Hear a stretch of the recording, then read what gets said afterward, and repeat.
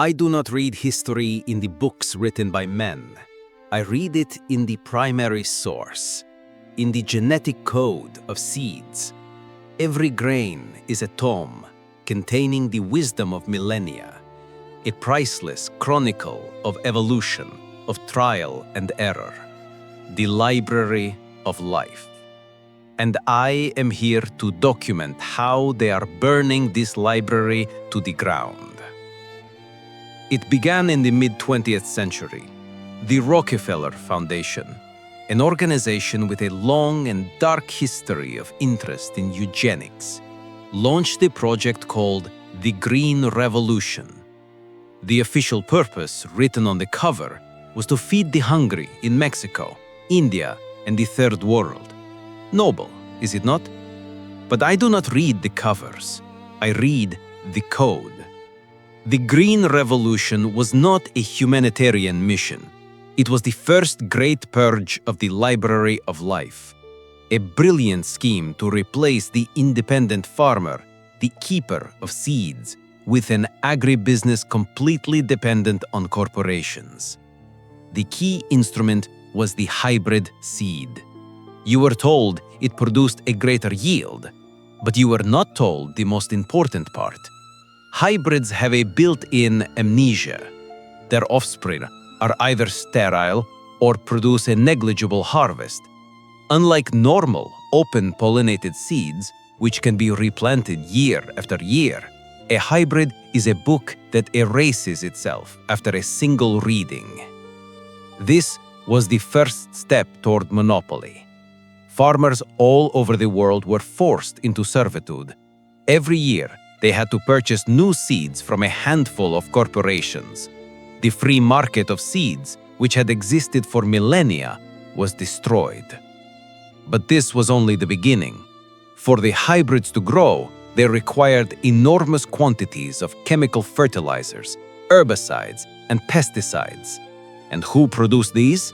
The very same oil and chemical giants owned by the Rockefellers.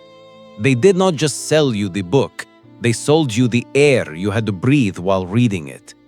The Green Revolution was, in fact, a chemical revolution.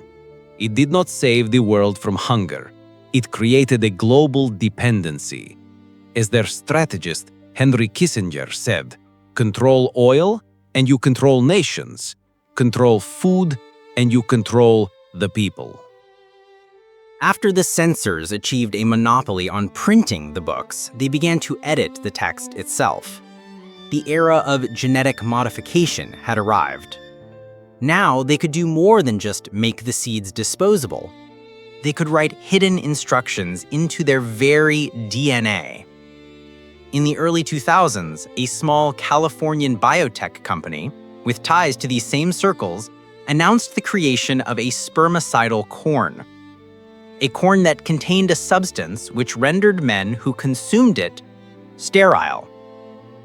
This is not an accident. It is the continuation of the old eugenics program, which the Rockefeller Foundation funded even in Nazi Germany. Only now, the tools have become more subtle, more elegant.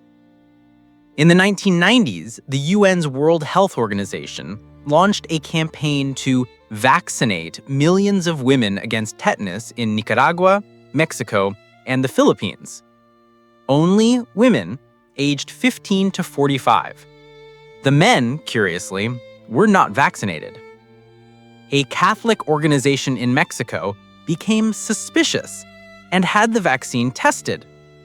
The tests revealed that the tetanus vaccine, distributed only to women of childbearing age, contained a human hormone which, when combined with a tetanus carrier, stimulates the immune system to produce antibodies against pregnancy. It made them sterile. None of the women were informed of this, of course. The same foundations involved in this vaccine project are the ones building the vault in Svalbard. They do not just want to control what you eat. They want to control whether you are born at all. And so, we arrive at the end of this story, at the crown jewel of their creation, the Svalbard Global Seed Vault, the Doomsday Vault.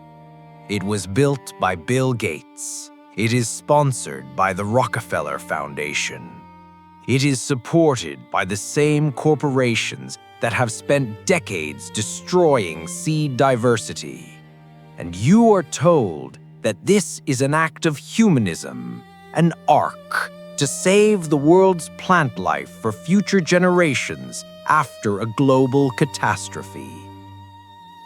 What touching concern from the arsonists who now offer you a fire extinguisher. Let me, as the chronicler, tell you what this vault truly is. It is not a public library. It is the censor's private personal collection. For decades, they have forced agronomists from around the world to bring them samples of unique endemic seeds under the pretext of study. They have collected the entire genetic library of Earth, and now they are locking the originals away in their most secure, most inaccessible, coldest vault. And for you, on the surface, they leave only their edited, patented, sterile copies. The doomsday they are preparing for is not an asteroid impact. It is a doomsday of their own making, a global collapse, a famine, or a pandemic, after which the survivors will be completely dependent on them. Because only they, in a frozen bunker at the edge of the world, will possess the real, viable, reproducing seeds. Only they will decide who gets to eat and who is left to starve. This is the final act in establishing total biological control over the planet. I see the garden they are building. It is quiet, sterile, perfectly ordered. A garden where every plant is patented, where not a single seed will sprout without permission, where life itself has become not a gift, but a subscription service. They call it security. They call it progress. I, as the guardian, call it death. The death of diversity. The death of freedom. The death of the wild, beautiful, chaotic garden that this planet once was. The library has been almost entirely burned. The originals are in a vault, and you are holding the last edited, self-erasing page in your hands, and they are waiting for you to finish reading. End of Chronicle.